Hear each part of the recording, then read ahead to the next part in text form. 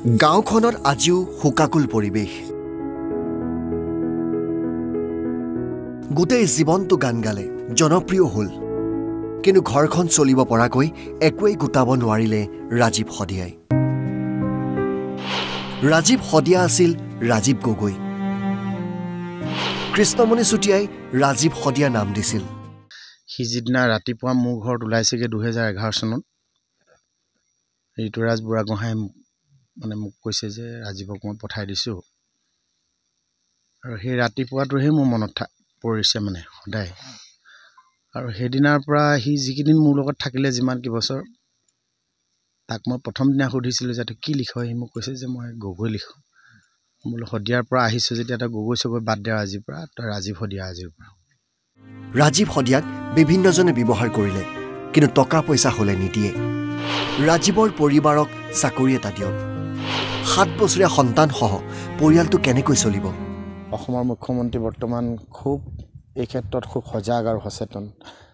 অসমৰ শিল্পীসকলক লৈ অসমৰ কলা কৌশলীসকলক লৈ বহুত তেওঁ অধ্যয়ন আছে গতিকে মই আশা কৰোঁ যে অসমৰ মুখ্যমন্ত্ৰী মহোদয়ে এই ক্ষেত্ৰত এটা সঠিক সিদ্ধান্ত ল'ব আৰু তেওঁৰ পৰিবাৰে এটা চৰকাৰী মানে সংস্থাপনৰ খুব প্ৰয়োজন মই আজি আহি অনুভৱ কৰিলোঁ সি ইমান বছৰ গীত গালে কিন্তু কোনোদিন সি চাগে কোনোদিন বাণিজ্যিক হ'বলৈ নিশিকিলে আৰু যোনে যেই মন যায় বহুত মানুহে হয়তো তাক ব্যৱহাৰো কৰিলে মোৰ এনেকুৱা এটা অনুভৱ হয় ইতিমধ্যে বিভিন্ন পক্ষক আহ্বান জনোৱা হৈছে দুৰ্ভগীয়া পৰিয়ালটোক সহায় কৰিবলৈ NB নিউজৰ ফালৰ পৰা প্ৰাৰম্ভিকভাৱে 1 লাখ টকা ইতিমধ্যে প্ৰদান কৰা হৈছে ৰাজীৱ শদিয়াৰ পত্নীৰ হাতত তদুপৰি অহা 2 ফেব্ৰুৱাৰীত মৌনোত্তৰভাৱে ৰাজীৱ শদিয়াক প্ৰদান কৰা হ'ব NB নিউজ অসম বিভূষণ সন্মান য'ত থাকিব পুনৰ 1 লাখ টকা আৰু NB নিউজৰ পদক্ষেপ ভাল আৰু সকলোৱে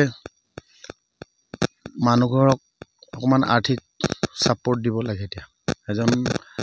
দেশৰ কাৰণে গান গাই গ'ল গোটেই অসমীয়া মানুহৰ কাৰণে শদিয়াৰ সেই গাঁওখনত এতিয়া বিভিন্নজনে ভিৰ কৰিছে জাতি মাতি গান গোৱা শিল্পীজন যে ইমান সোনকালে গুচি যাব হিয়া কোনেও ভবা নাছিল লাচিত থানা এনেকুৱা এটা অনুষ্ঠান নাই এনেকুৱা এটা লাচিত দিৱস নাই য'ত ৰাজীৱ শদিয়াই গান গোৱা নাই ৰাজীৱ শদিয়া আছিল এজন শিল্পী দেশ আৰু জাতিৰ কাৰণে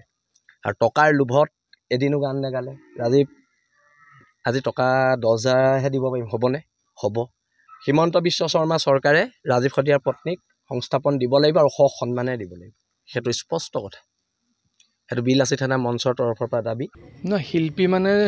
জনতাৰ হৈ থিয় দিয়া সকলোকে শিল্পী বুলি কোৱা যায় শিল্পী মানে বাকী যিবোৰ আছে তেওঁলোক শিল্পী বুলি কোৱা নাযায় যিসকলে ৰজাঘৰৰ প্ৰধানত হৈ নিজৰ ব্যক্তিগত স্বাৰ্থৰ বাবে লালসাৰ বাবে জাতিৰ স্বাৰ্থক উপেক্ষা কৰিব পাৰে সেইসকলক শিল্পী বুলি কোৱা নাযায় আচলতে আৰু যিসকলে দুখ দুৰ্ভাগ্যক আঁকোৱালি লৈও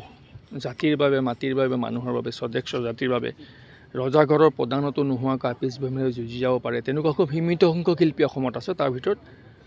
ৰাজীৱ শদিয়া এজন গতিকে ৰাজীৱ শদিয়া অসমীয়া জাতীয়তাবাদৰ বৰভেটিত অসমীয়া জাতীয়তাবাদৰ চিন্তা চেতনাৰ উজ্জীৱিত প্ৰতিজন মানুহৰ হৃদয়ত ৰাজীৱ শদিয়া সদায় জীয়াই থাকিব এয়াই আচলতে অসমৰ একাংশ শিল্পীৰ অৱস্থা দেশৰ হৈ গান গোৱা জাতিক ভালপোৱা শিল্পীসকলৰ হয়তো অৱস্থা এনেকুৱাই হয় নেকি শদিয়াৰ পৰা ঋতুৰাজ চিৰিঙীয়া NB নিউজ